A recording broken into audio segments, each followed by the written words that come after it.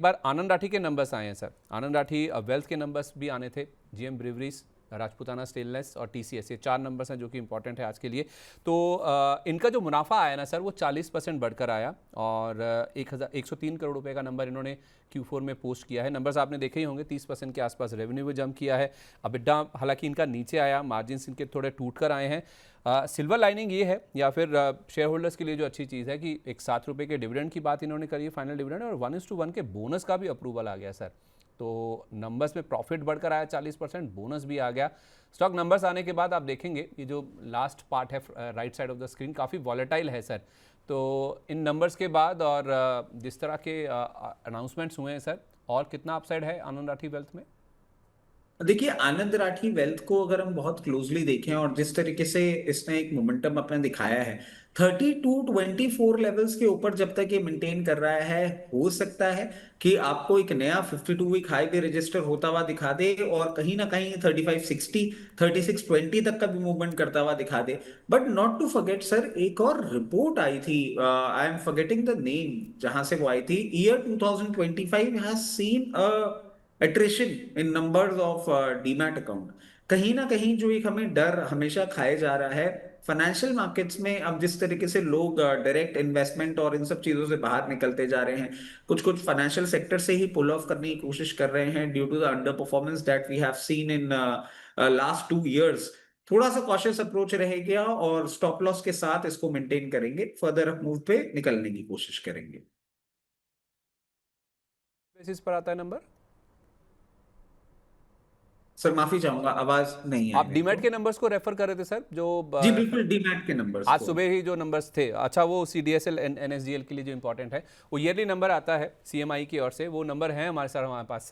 पिछली बार आप देखेंगे जो FY25 का नंबर था, रिकॉर्ड नंबर था सर, 4 करोड़ 11 लाख नए डीमैट खाते खुले थे। लेकिन इस बार का जो नंबर आया वो आई थिंक 3 करोड़ 21 लाख के आसपास, 3.25 करोड़ के आसपास आया। तो इस बार डी ग्रोथ है, 2 साल के बाद हम देख रहे हैं कि नंबर्स में डी ग्रोथ है।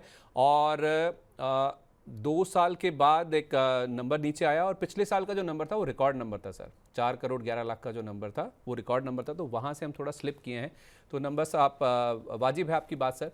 तो फिर उस केस में सर उन नंबर्स के बेसिस पर मैं आपसे सुबह भी डिस्कस करना चाह रहा था, CDSL और NSDL पर क्या व्यू बन रहा है सर, या फिर कैपिटल मार्केट प्ले कोई ऐसा जो आपको ठीक लग रहा है या अच्छा लग रहा हो?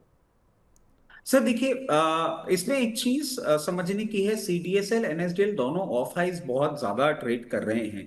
और अगर एक चीज मैं आपको बताना चाहूँ सर, कंटिन्यूसली जब से NSDL का IPO आया है, मैं एक बात हमेशा से कहता हूँ कि among the two my personal favourite will be NSDL। और उसके पीछे फंडामेंटल रीजन सिर्फ इतना सा है कि NSDL is more into institutional play. CDSL का रिटेल बिजनेस बहुत बड़ा है, जब मार्केट में ट्रैक्शन आता है तो इनके रेवेन्यू बूस्ट हमको अच्छे से देखने को मिलता है। बट एट्रिशन अगर आप देखेंगे ना, तो इसके लिए बहुत बड़ा एक जो डेंट देखने को मिल सकता है वो CDSL में देखने को मिलेगा। क्योंकि NSDL का अगर आप वैसे देखें, जिस तरीके से एसेट मैनेज कर रहे हैं इंस्टीट्यूशंस की, और अभी तक तो सर यही सिचुएशन है कि इंस्टीट्यूशंस ही हैं जो मार्केट को FIS के खिलाफ थोड़ा सा बचा के चल रहे हैं। तो रिलेटिवली अगर आप among all the capital market player बोलेंगे तो मेरे को थोड़ा सा सेफ हेवन NSDL में दिखता है। नॉट दैट इसको एक कोई बाय कॉल के तरह हम ले सकते हैं, मगर हाँ, लोअर लेवल पे जब भी हमें देखने को मिले, NSDL will be more safer and more return giving and safe investment जब हम कैपिटल मार्केट्स की बात करते हैं। कितने सेफ वर्ड्स आप यूज़ करें कि बाय ना किसी तरह से कंसिडर हो जाइए। हाँ, क्योंकि सर मैं अभी देखिए ना, अभी जब तक अंबाला मैम नहीं आ रही हैं तब तक शायद मैं समझता हूँ कि हम शायद 23,800 के नीचे सस्टेन करने लग जाएंगे। I am just waiting because I don't know वो किस टर्म में ज्वाइन करेंगी। क्योंकि जैसे ही वो आएंगी वो अपना हेलमेट और गियर पहन के आएंगी और फिर टक टक टक टक करके उनकी बाय कॉल आना चालू हो जाएगी और फिर हर 15-20 मिनट आधे घंटे बाद उनके टारगेट हिट होने लग जाएंगे। क्या पता मार्केट ही खिंच जाए उनके आने के बाद। नहीं नहीं नहीं सर, इसमें ना एक तो ये 23,862, कल भी सर हम डिस्कस कर रहे थे, अंशुल जी हमारे साथ थे, वो कह रहे थे कि 23,862 जब तक इंटैक्ट है कोई दिक्कत नहीं है। 24,303 भी आ रहा है, लेकिन 23,862 अगर निकल गया, मेरी अभी भी मेरी उनसे बातचीत हुई, मैंने उनको बोला तो कि ये लेवल निकल गया, कह रहे हैं क्लोजिंग बेसिस पे ही निकलना चाहिए, 23,862 के नीचे की क्लोजिंग नहीं होनी चाहिए निफ्टी में। अगर वो हो गई तो फिर 23,465 भी आ सकता है, अगर गैप नहीं बचा तो उस केस में 23,465 भी आ जाएगा। मैं सर ये कहना चाह रहा था, जो आप कह रहे हैं ना कि वो आएंगी और छक्के चौके लगाने लगेंगे, उनके टारगेट भी हिट होने लगेंगी, तो इंपॉर्टेंट ये है सर कि मार्केट किसी भी दिशा में चले, हर बाजार में मौके तो होते ही हैं, तो जहां मौके हैं कुछ कुछ स्टॉक्स वैसे वो बताती हैं और वैसा कुछ हमने देखा भी है। लोकेश जी ने भी कई सारे स्टॉक्स बताए, उनके अपडेट भी आते रहते हैं कि इसके टारगेट हिट हो गए हैं। मैं ये कहना चाह रहा था, मेरी आपसे गुजारिश है sir, very humbly I want to say, कि ऐसे बाजार में भी अगर कुछ ऐसे मौके मिलें, ट्रेडिंग अपॉर्चुनिटी सही, स्विंग के लिए सही, बाउंस के लिए, पुल बैक के लिए, उसमें हर्ज नहीं है कोई सर। सर मैं आपको ना एक अंदर की बात बताना चाहता हूँ। मतलब आई डोंट नो, मैंने शायद कभी किसी प्लेटफॉर्म पे ये बात कभी कही नहीं है। आज क्योंकि ये बात हो रही है, इसलिए आपके प्लेटफॉर्म से मैं एक बात जाहिर करना चाहूंगा। मैं बहुत ही ना कंजर्वेटिव और डरपोक किस्म का इंसान हूं। और सर होता क्या है ना कि मेरे लिए सबसे पहली इंपॉर्टेंट चीज बन जाती है fundamentals of the economy and fundamentals of the company and the stock. जब मुझे ये पता लग जाता है, जैसे आज सुबह हम फर्टिलाइजर सेक्टर की बात कर रहे थे और मैंने आपको एक ही चीज बोली थी कि सर जिस तरीके से यूरिया की शॉर्टेज है, मतलब इनफैक्ट उसकी पूरी एक रिपोर्ट भी मैंने पढ़ी थी अभी बैठ के कि ये कितना बड़ा फिएस्को हो सकता है। मेरे को प्रॉब्लम एक होती है सर, हर क्लाइंट के साथ आप हैंड होल्डिंग नहीं कर सकते, हर व्यूअर के साथ आप हैंड होल्डिंग नहीं कर सकते। जब ये स्टॉक्स टूटना चालू होते हैं ना, तो ये नाम आ जाता है कि रचित खंडेलवाल ने ये बोला था और हम निकल नहीं पाए और ये नहीं हो पाया। और वेरी फ्रैंकली सर, मतलब रादर देन ये कि मैं ये परफॉर्मेंस चौका छक्का मारूं, मैं थोड़ा सेफ इसमें फील करता हूं कि मैं सबको बता दूं कि भैया चौके छक्के जहां हो रहे हैं ना, वहां से निकलने का भी सीख लो और समझ लो, पैसा मत फंसा देना। मतलब एनएसडीएल अगर आप मेरे को बोलेंगे पर्सनली, मैं आपको बोलूंगा 880 लेवल से I will buy into it more. मुझे कोई प्रॉब्लम नहीं दिख रही है। सुजलोन में आप देखें कि मेरी बाइंग कॉल 60 रुपए से जनरेट होकर बैठी हुई थी। लोअर लेवल पे भी मैंने सबको ही बोला 34 लेवल्स तक आ सकता है, अकॉर्डिंगली अपनी पोजीशन मैनेज करके चलना। मैं ये सारी बातें क्यों बता रहा हूँ सर, मेरा पर्सनल ट्रेडिंग अलग हो सकता है, मेरा इन्वेस्टमेंट हो सकता है, मेरी इन्वेस्टमेंट कैपेसिटी इस तरीके की हो, बट सबकी वैसे नहीं होती। मेरे को उस बात का डर ज्यादा लगता है कि कहीं उस ग्लैमर में आके अगर आप फंस गए ना, तो फिर आपके लिए अब इस बार निकलना मुश्किल होगा। क्योंकि सर एक चीज और है, जब तक ये वॉर नहीं छिड़ा था ना, हमने ये सोचा था कि अप्रैल ऑनवर्ड्स मार्केट में एक वन साइडेड सस्टेनेबल मूवमेंट आपको देखने को मिलेगा। बट इस वॉर ने जो पूरी की पूरी इकोनॉमी की शेप चेंज करी है, मैं समझता हूँ 2 से 3 क्वार्टर का पेन पॉइंट इस इकोनॉमी को बहुत बुरा झेलना पड़ेगा। वो डर जो है वो मुझे खाए जा रहा है और मैं कॉल दे नहीं पा रहा हूँ चाह के भी। अगर मैं सही समझ रहा हूँ तो आप टेस्ट मैच के राहुल द्रविड़ हैं सर, रादर देन किसी T20 के अभिषेक शर्मा, नहीं? हाँ मतलब नहीं, वो कंपैरिजन नहीं करूंगा सर। आप अगर मौका देना, मतलब T20 पे भी खेलना है, क्योंकि एक टाइम था सर हम मैंने खेलते थे मैंने सिर्फ मार्केट। T20 की बात की सर, बाउंस बैक की बात करी थी, सिर्फ पावर प्ले 6 ओवर का ही बस वो था, उससे ज़्यादा नहीं, पूरे 20 ओवर या 40 ओवर की बात ही नहीं थी। हाँ क्योंकि जब दिख जाता है ना कि अब यहाँ फंसने के चांसेस बहुत कम है, तो हम खेलते हैं उस तरीके से। बट मैं क्या करूं सर, इतना ज्यादा पढ़ने के बाद, इतना ज्यादा समझने के बाद और इतनी डिटेलिंग में जाने के बाद, और सर मैं आपको बताऊं, मतलब I have gone to the level where in I am even reading the history of the markets 100 years behind, just to understand कि कहाँ कहाँ ये पेन पॉइंट दिख सकता है। और सर मैं वापस एक चीज रिआइटरेट करूंगा, इस बार हम क्रूड और एलपीजी की जितनी बातें कर रहे हैं ना, इस सीजन में हम फूड इन्फ्लेशन की जब बात करेंगे, बहुत बड़ा पेन पॉइंट देखने को मिलेगा। मतलब अगर मैं तो थोड़ा सा और बेसिक भाषा में बात कर लूँ ना, तो मैं सबको कहूंगा भैया अपना गेहूं चावल अभी जो दाम पे मिल रहा है ना, उस दाम पे आप लेके रख लीजिएगा, क्योंकि बहुत ज्यादा महंगा होने वाला है सर। मैं ये बातें बोलना नहीं चाह रहा हूँ, फूड इन्फ्लेशन नहीं रुकेगा सर। और जो हिस्ट्री बोलती है, अगर उस हिस्ट्री को हम मान लें, तो ये फूड इन्फ्लेशन सर 1-2 क्वार्टर का नहीं, कम से कम 4 से 6 क्वार्टर का आपको देखने को मिलेगा। On a lighter note sir, आपने तो सारे टैंक्स भी फिल करा दिए थे पेट्रोल डीजल के। सर टैक्स की बात कर रहे हैं, मैं अब क्योंकि हम ये बात कर ही रहे हैं ना, मेरे पास साइकिल भी है। और मतलब आई आई साइकिल अ लॉट, दो मेरे शरीर को देख के लगता नहीं ऐसा, क्योंकि मैं खाता पीता भी फिर उसी तरीके से हूँ। मैंने सर अपनी साइकिल को पूरे दुरुस्त तरीके से रखा हुआ है कि जब जरूरत पड़ेगी तो शायद साइकिल करके ऑफिस भी जाना पड़ेगा। I have got up to those level. अब इसमें to add on to it, Nancy ji क्या कह रही है? नैन्सी जी कह रही है हम तो ट्रेड करेंगे, दुनिया जले तो जले। वही मैं बात कह रहा था सर कि अपॉर्चुनिटीज आर ऑलवेज देयर। मैं नहीं कह रहा फुल फोर्स के साथ, when the tide is not with you या आपकी डायरेक्शन में नहीं है, ऐसा नहीं है कि आप तब जंग लड़ने के लिए आप निकल पड़े, लेकिन अपॉर्चुनिटीज तो है ना सर हर मार्केट में। बीच में ऐसी जगह भी आती हैं, ऐसे मंजर भी आते हैं जब आप कहते हैं कि no position is also a position, cash में बैठना भी एक पोजीशन है, वो भी ठीक है, लेकिन आप सर मतलब डोंट टेक इट अदरवाइज, मतलब लंबा दौर हो गया सर इस चीज़ का। मतलब ठीक है, आप एक लॉन्गर टर्म का एक पर्सपेक्टिव लेके चल रहे हैं, लेकिन लंबा टाइम हो गया सर उसमें। मैं अभी भी आपको सर ये अब नहीं तो कह रहा घर हूँ, वाले भी बोलने लग गए। नहीं मतलब अब मैं मैं आपको ये नहीं कह रहा हूँ कि आप इंडेक्स पे बाय कॉल देना शुरू कर दीजिए, आप अपना व्यू बदल दीजिए। मैं सिर्फ इतना कह रहा हूँ सर कि जो बीच में बाउंस बैक, जो एक पुल बैक के जो एक ट्रेड्स आते हैं बीच में, वो तो कम से कम बनाए जा सकते हैं। मैं सिर्फ उतने तक सीमित हूँ सर। सर उसमें एक्चुअली हो क्या जाता है ना, मैं ये बोलता हूँ जितने फंसे हुए हैं वो निकल जाए। चलिए ठीक है सर, मैं आगे बढ़ता हूँ, सवाल जवाब का सिलसिला शुरू करता हूँ।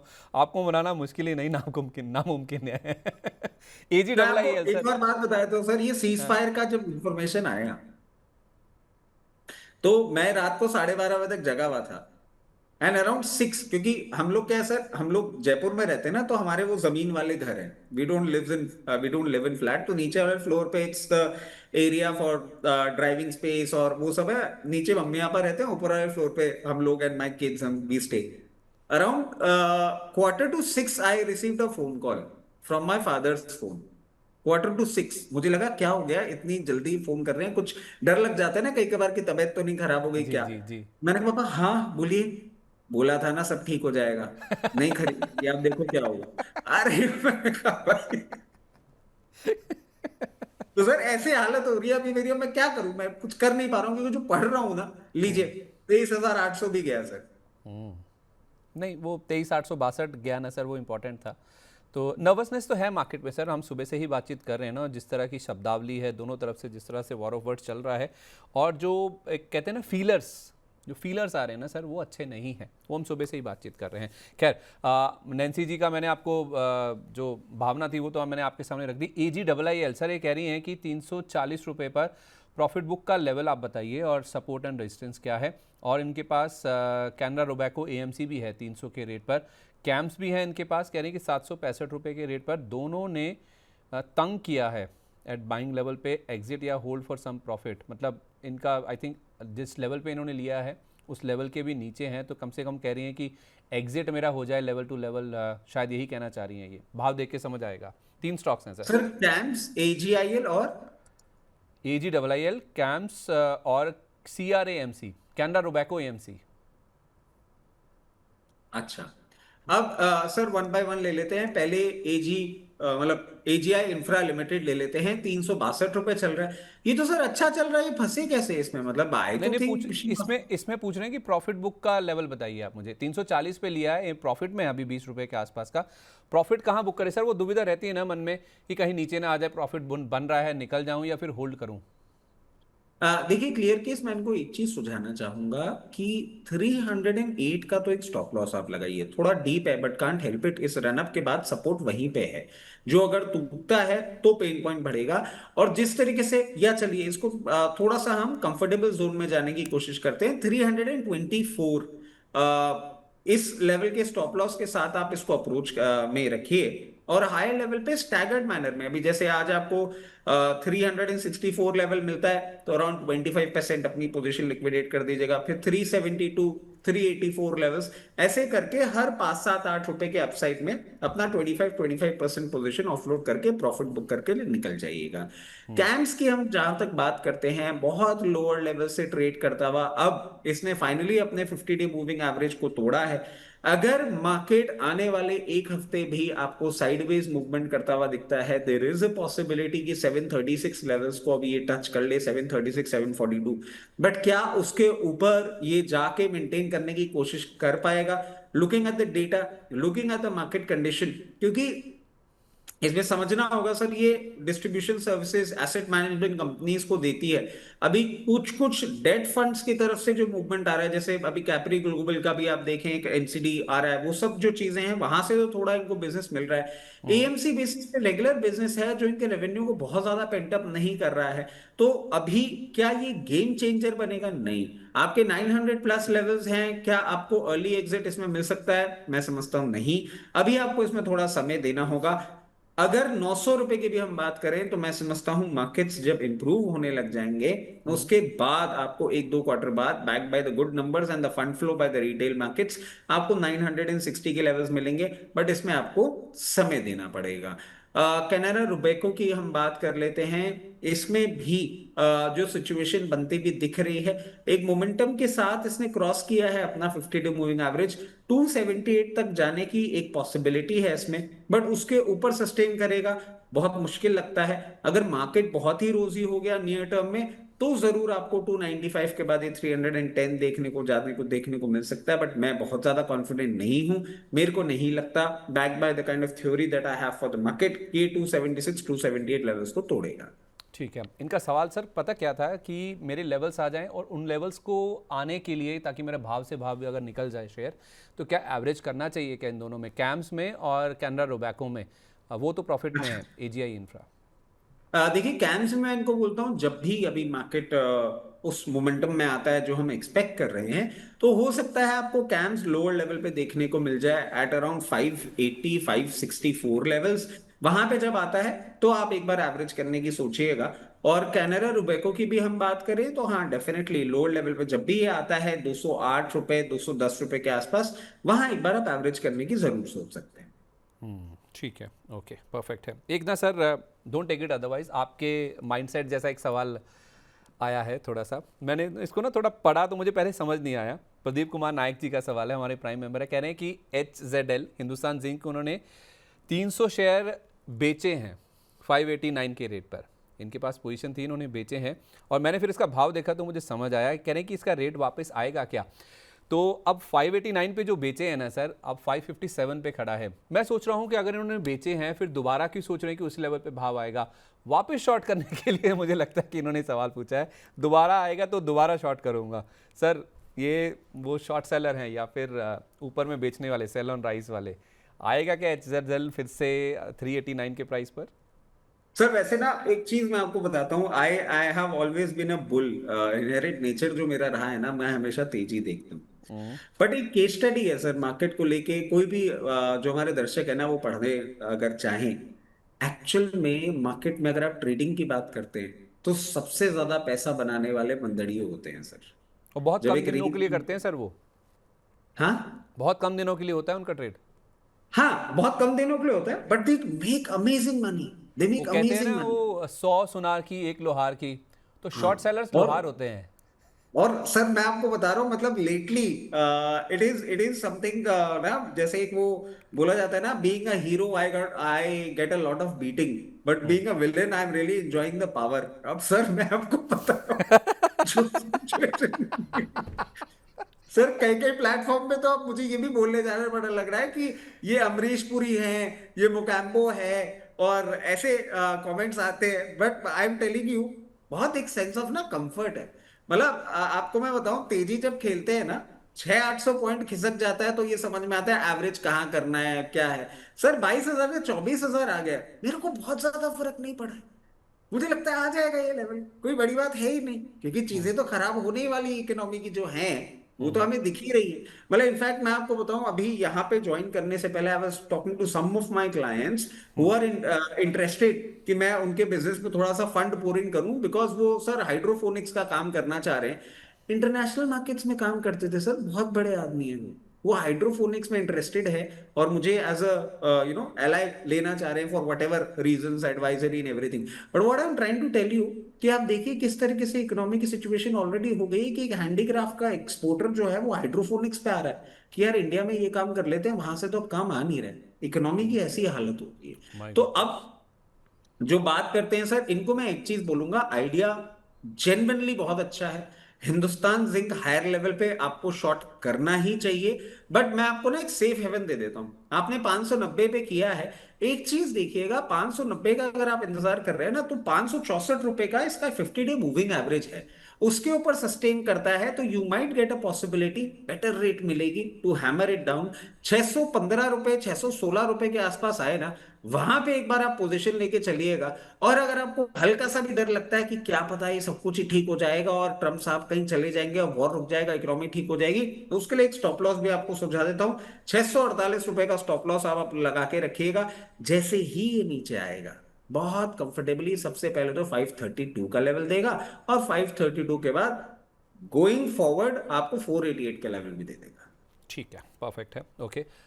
एक ना सर हमारे दर्शक हैं यश जी कह रहे हैं कि मेरे पास 3 लॉट हैं निफ्टी के 13 अप्रैल के 24,000 के स्ट्राइक वाला कॉल लिया हुआ है सर इन्होंने 216 रुपये के रेट पर, और इनके पास 2 लॉट निफ्टी के 13 अप्रैल वाले की ही 24,000 की पुट भी ले रखी है सर इन्होंने, 2 लॉट पुट के ले रखे हैं और 3 लॉट इन्होंने कॉल के ले रखे हैं, स्ट्राइक सेम है सर 24,000 की, और ये 209 रुपये के रेट पर ले रखे हैं।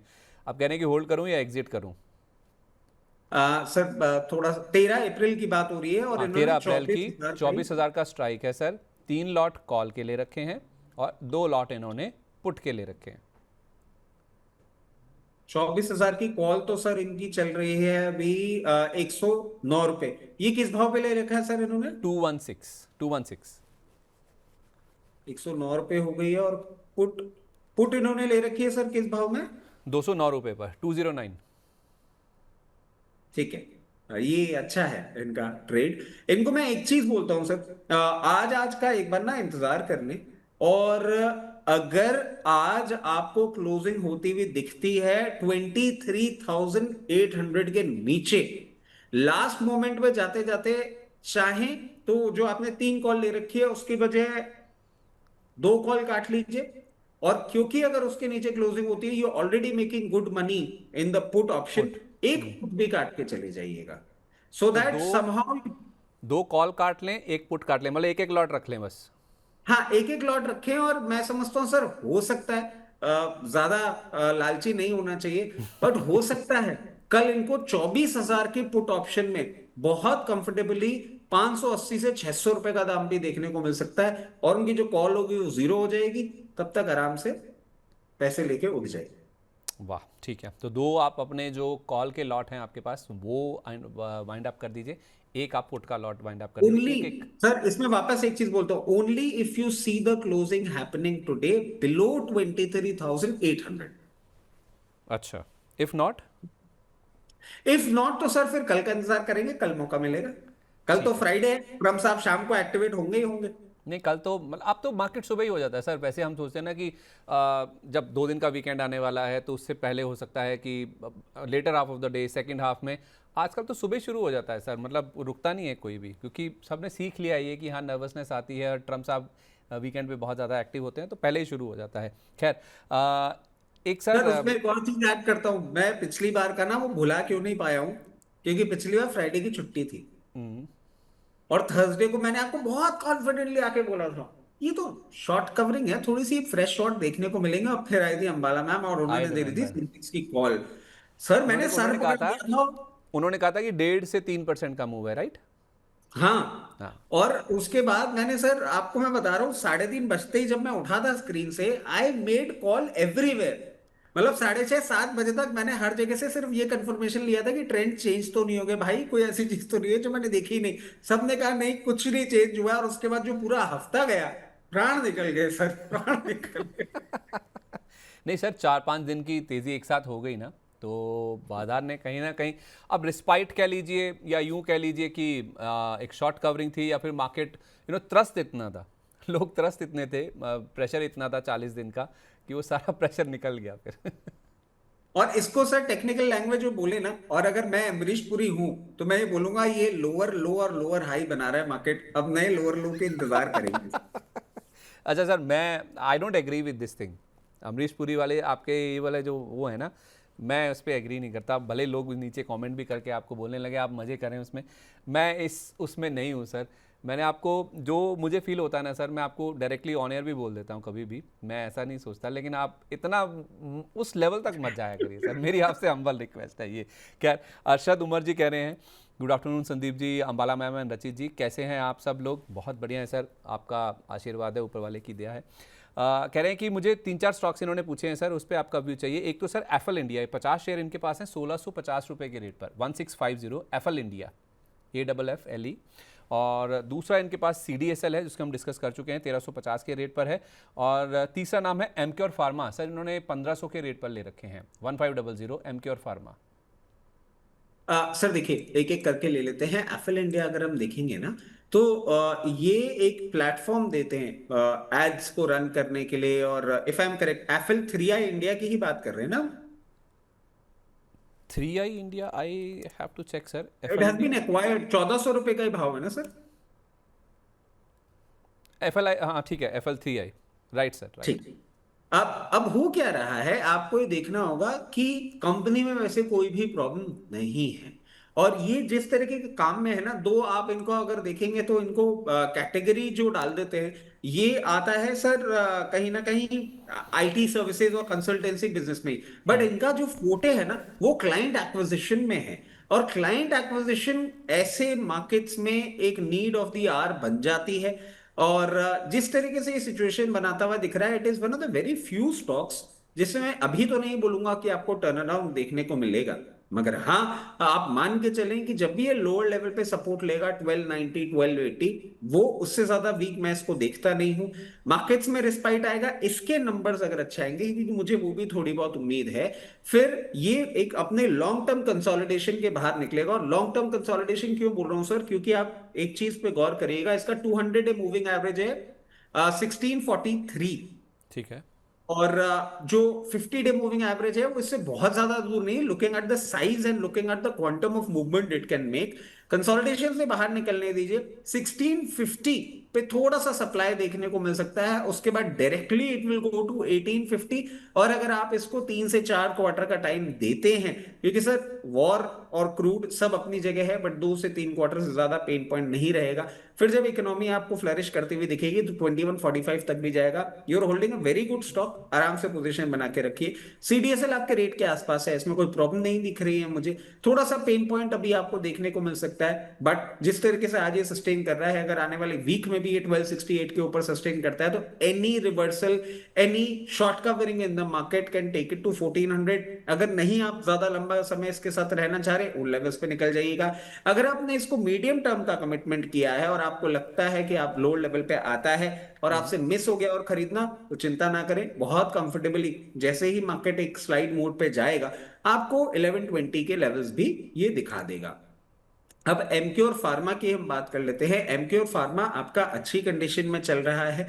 कंपनी में एज सच कोई भी प्रॉब्लम नहीं लग रही है। एंड अब जिस तरीके से ट्रम्प साहब ने कम से कम 1 साल का टाइम दे दिया हमारे एपीआई बिजनेस और इन सब चीजों को, मैं समझता हूँ एमक्योर फार्मा वापस आपको 1640-50 लेवल्स तक जाता हुआ दिख सकता है। अगर आप नहीं रखना चाह रहे हैं तो वहां पे एक बार प्रॉफिट बुक कर लें। अगर लोअर लेवल पे ले रखा है और रखना भी चाह रहे हैं, तो भी मैं कहूंगा अराउंड 40% अपना प्रॉफिट यहां बुक कर लीजिएगा। और फिर आगे जैसे जैसे जाता जाएगा, आपको और एग्जिट अपॉर्चुनिटीज की हम बात बताते जाएंगे। थोड़ा ट्विस्ट के साथ पूछता हूँ सर ये सवाल, इनके लिए नहीं, अरशद जी के लिए नहीं, जो बाकी दर्शक हमारे साथ हैं, अगर उनको फार्मा स्पेस में रहना है या फिर कोई नई पोजीशन बनानी है, तो Emcure pharma versus Mankind pharma, दोनों में से कौन सा बेटर है सर?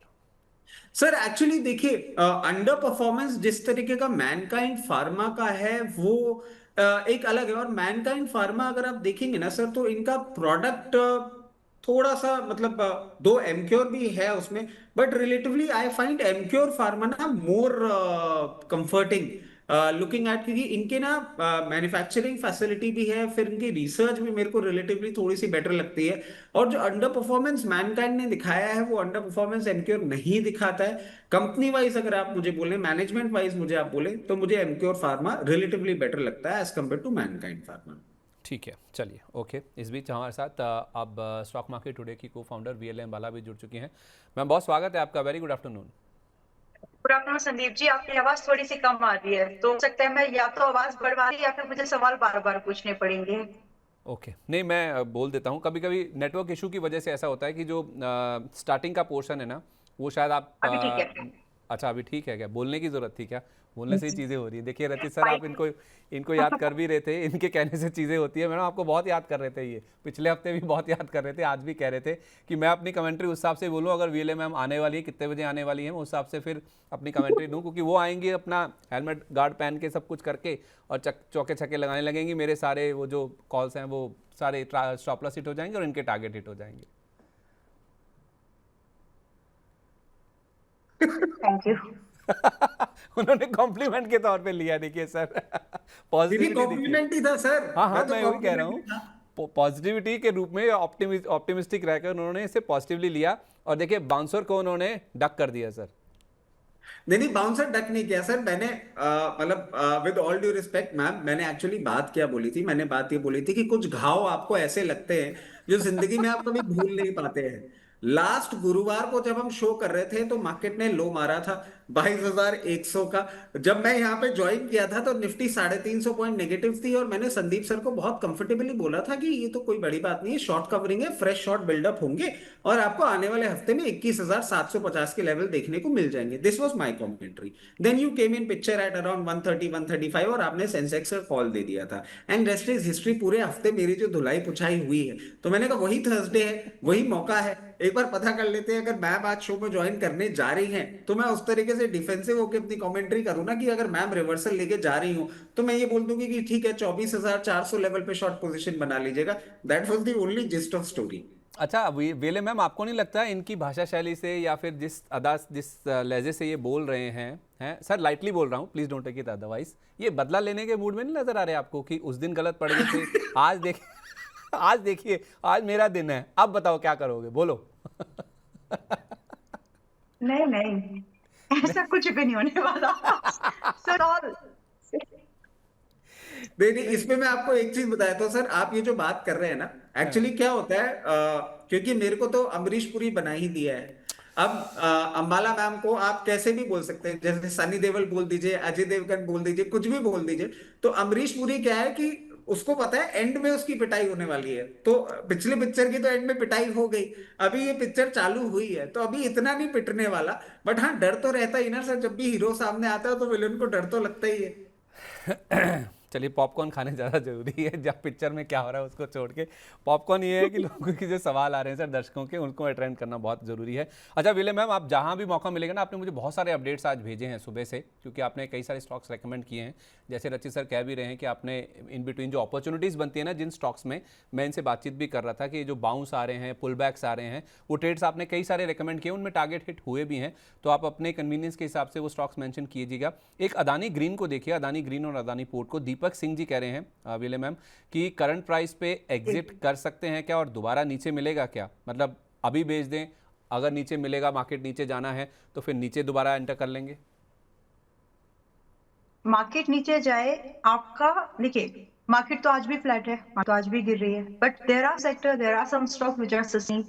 तो आपको जब आप लेंस ले रहे हो तो ब्रॉडर मार्केट में इन्वेस्टमेंट वाला लेंस लेके जरूर बैठो, ब्रॉडर मार्केट को ट्रैक करने। But when you are investing in, मतलब जब आप छोटे समय के लिए ट्रेड कर रहे हो या एक्स्ट्रा ही बड़े समय के लिए ट्रेड कर रहे हो, तब ये छोटे मोटे concerns 3% up and 4% down, it hardly matters.